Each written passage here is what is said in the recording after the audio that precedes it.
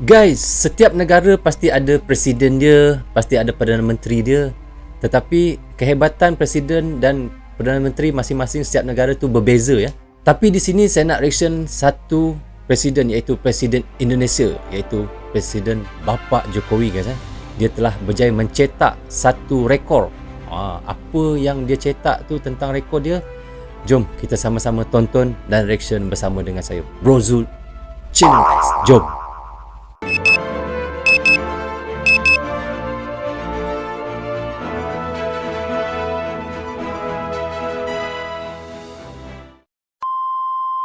Hai guys, Assalamualaikum. Apa khabar semua? Berjumpa lagi kita di dalam Bro Zul Channel guys. Apa khabar anda orang Indonesia dan apa khabar anda orang Malaysia? Saya doakan semoga anda semua sehat dan sentiasa dalam rahmat Allah guys. Dan begitulah sebaik-baiknya rezeki yang Allah berikan kepada kita, iaitu kesihatan dan umur yang panjang. Supaya apa guys? Supaya kita sentiasa beramal ibadah kepada Allah Subhanahu Wa Taala. Okey, di kesempatan ini saya nak ucapkan terima kasih kepada anda yang sentiasa menyokong channel Bro Zul setiap hari, setiap masa dan setiap hari menonton video-video yang saya reactionkan untuk anda. Tanpa sokongan anda, tanpa tontonan anda, tiadalah Bro Zul di dalam YouTube ini. Saya doakan semoga anda semua murah rezeki dan dipanjangkan umur serta sentiasa dalam rahmat Allah Subhanahu Wa Taala. Okey guys, hari ini saya nak reaction lagi satu lagi video daripada channel, iaitu channel Point, P-O-I-N, Point. Subscribernya sangat banyak guys, 1.58 million. Okey guys, hampir 1 juta setengah. Banyak Dan di sini tajuk yang saya nak reactionkan adalah Jokowi berhasil. Saya ulang lagi sekali Jokowi berhasil mencetak rekor. Guys, apa yang dia cetak tu dan rekor apa tu? Jom kita sama-sama tonton dan reaction bersama dengan saya, Bro Zul Channel guys. Jom. 2000 years later. So guys, jom kita sama-sama tonton dan reaction bersama dengan saya. 1, 2, 3. Demi Allah, saya bersumpah akan memenuhi Presiden kewajiban Bapak Jokowi, guys. Republik Indonesia dengan sebaik-baiknya dan seadil-adilnya. Pancasila adalah rumah kita bersama. Tidak ada toleransi sedikit pun bagi yang mengganggu Pancasila.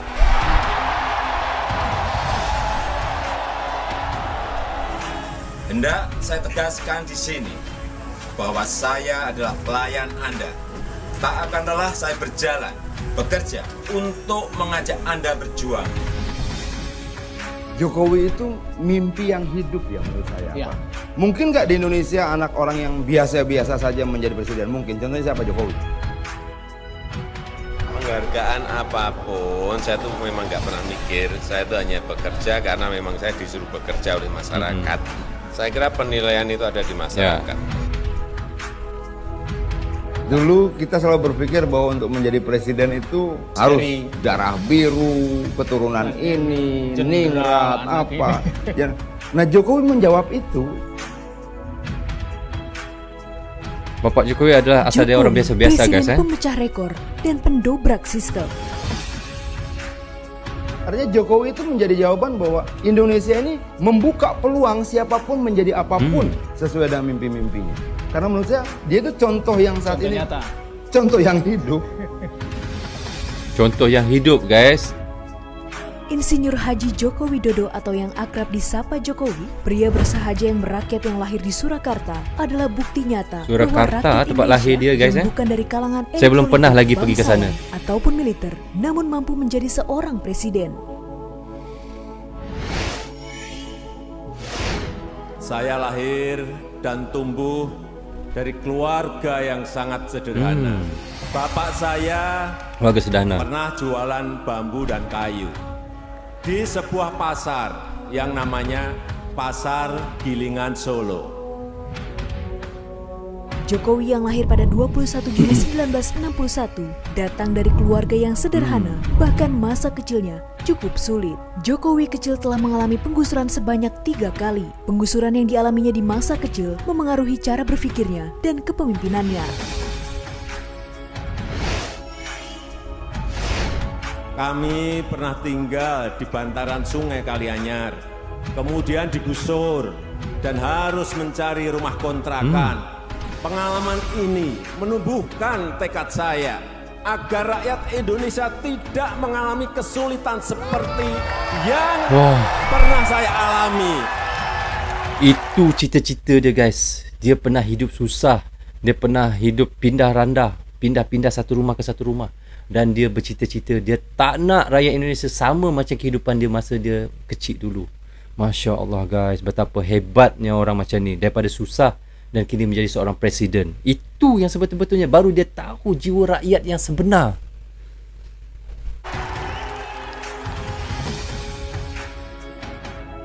Berjalannya waktu, dengan bekal ilmu yang didapatinya di Universitas Gadjah Mada, jurusan Kehutanan, Jokowi membuka usaha mebel dengan nama Sivira Kabu. Usaha ini membawanya berkeliling Eropa dan membuka matanya. Pengaturan kota yang baik di Eropa menjadi inspirasi untuk diterapkan di Solo dan menginspirasinya untuk memasuki dunia politik. Jokowi pun memulai kiprahnya dalam dunia politik melalui pemilihan kepala daerah di Surakarta. Dirinya terpilih dalam 2 periode, yakni Pilkada 2005 dan Pilkada 2010. Berjalan 2 tahun masa kepemimpinannya, di periode kedua, sebagai wali kota Surakarta, ayah dari 3 orang anak ini mendapat tugas dari partai untuk bertarung dalam Pilgub DKI Jakarta, dipasangkan dengan Basuki Cahayapurnama atau Ahok.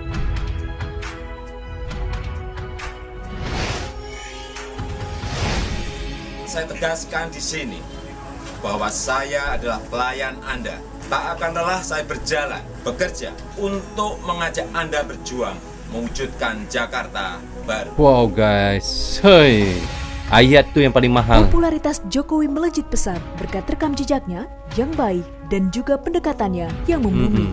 Salah satunya adalah gaya blusukannya yang diterapkan untuk memeriksa langsung keadaan sebenarnya di lapangan. Bahkan gaya blusukannya ini pernah dimuat oleh media asal Amerika Serikat, The New York Times, dengan judul In Indonesia, A Governor at Home on the Streets. Media itu menceritakan bagaimana Jokowi mengunjungi kawasan kumuh hingga pasar tradisional. Konsep blusukannya ini mengantarkannya ke balai kota, mengalahkan petahana Fauzi Bowo untuk periode 2012 hingga 2017. Baru 2 tahun memimpin ibu kota, PDI Perjuangan kembali mengusung Joko Widodo maju dalam pemilihan presiden atau pilpres. Dalam pilpres, Jokowi bersanding dengan Yusuf Kala bersaing dengan pasangan Prabowo Hatta Rajasa. Wow. Ini masa pemilu presiden guys Saya, Ketua Umum Partai Demokrasi Indonesia Perjuangan, dukung Bapak Joko Widodo sebagai calon presiden dari Partai Demokrasi Indonesia Perjuangan. Dengan perolehan suara terbanyak, Jokowi JK memenangkan Pilpres 2014.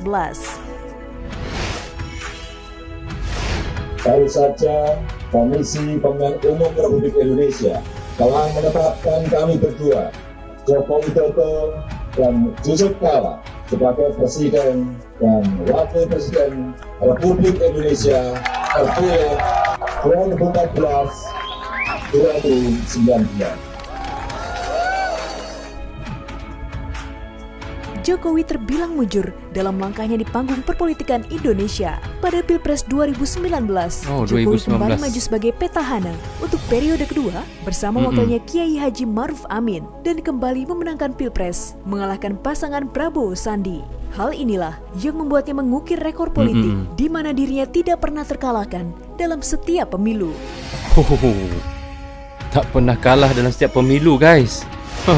Karena panggilan untuk berbuat lebih banyak lagi untuk rakyat, saya masuk ke dunia politik. Pengalaman panjang sebagai wali kota 2 periode, kemudian gubernur DKI Jakarta, dan kemudian menjadi presiden.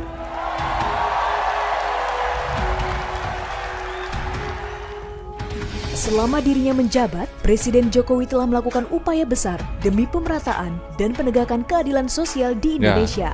Salah satunya ialah melalui pembangunan infrastruktur.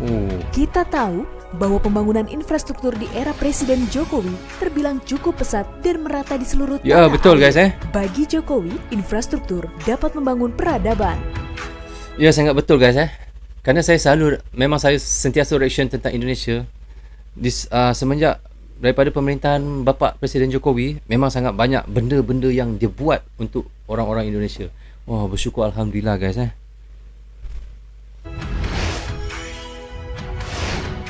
Sering nggak kita sadari bahwa infrastruktur itu membangun peradaban. Misalnya sekarang ada bandara, artinya apa? Kita disiplin harus tepat waktu, karena datang ke bandara untuk terbang ke kota lain, dan waktunya, jamnya sudah ditentukan. Kalau tidak, berarti ditinggal oleh pesawat. Betul. Dikutip dari sebuah portal berita, di periode pertama kepemimpinannya, Presiden Jokowi telah membangun 782 km jalan tol, 3.887 jalan umum nasional, jalan desa seluas 191.000 km, 15 jalan bendungan, desa, 945 embun, rekor yang 7 dia pos pernah lintas cetak, batas negara, hingga 3,5 juta unit rumah, dan masih banyak Oh lagi. ya Allah. Inilah rekod-rekod yang dia pernah cetak guys. 782 km, 3.887 km jalan umum nasional, dan sehingga sekarang jalan desa 191,000 jalan desa, dan 3.5 juta unit rumah untuk orang-orang di Indonesia. Masya Allah guys, sangat luar biasa. Sangat luar biasa. 782 km jalan tol telah kita bangun dalam 5 tahun ini. 3.387 km jalan umum nasional telah dibangun. Belum lagi jalan provinsi dan jalan kabupaten. Serta jalan desa yang dibangun lebih dari 191.000 kilometer. Banyak. Kemudian 15 bendungan besar dan 15 945 bendungan embung. besar. 7 pos lintas batas negara juga telah dibangun, serta 3,5 juta unit rumah telah kita bangun dalam 5 tahun ini.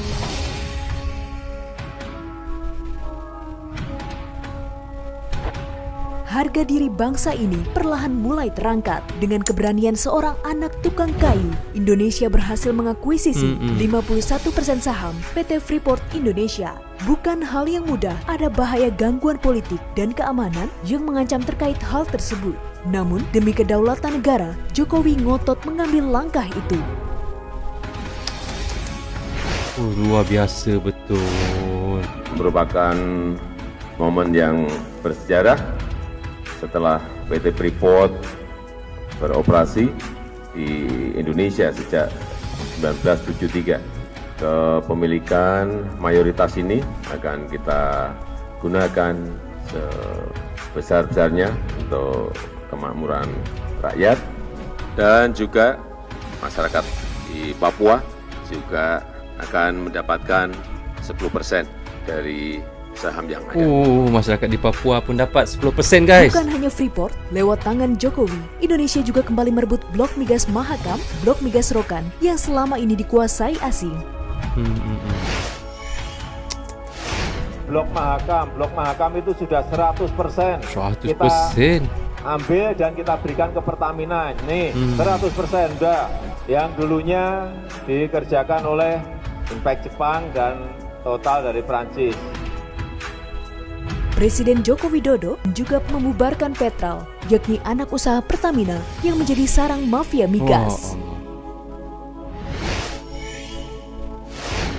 Banyak yang menyampaikan Presiden Jokowi itu tidak tegas. Mana ada tidak tegas, tidak berani. Tetapi fakta tahun kemarin sudah dibekukan yang namanya Petral.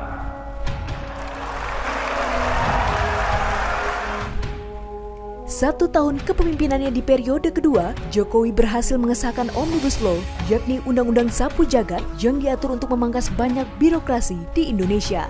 Yang tentunya ini akan memberikan dampak besar bagi kemajuan Indonesia. Undang-Undang Cipta Kerja ini akan mendukung upaya pencegahan dan pemberantasan korupsi. Ini jelas karena dengan menyederhanakan, dengan memotong, dengan mengintegrasikan ke dalam sistem perizinan secara elektronik, maka pungutan liar, pungli, dapat dihilangkan. Presiden Jokowi adalah sosok presiden yang berani mengambil jalan terjal dan menanjak demi rakyatnya. Saya itu hanya bekerja karena memang saya disuruh bekerja oleh masyarakat. Hanya itu aja. Dirinya bahkan telah mendobrak sistem yang ada selama ini, di mana dirinya merupakan satu-satunya rakyat biasa yang menduduki kursi RI 1. Menangnya dia itu sebenarnya membuka peluang bagi sekian banyak orang untuk kemudian boleh bermimpi. Betul.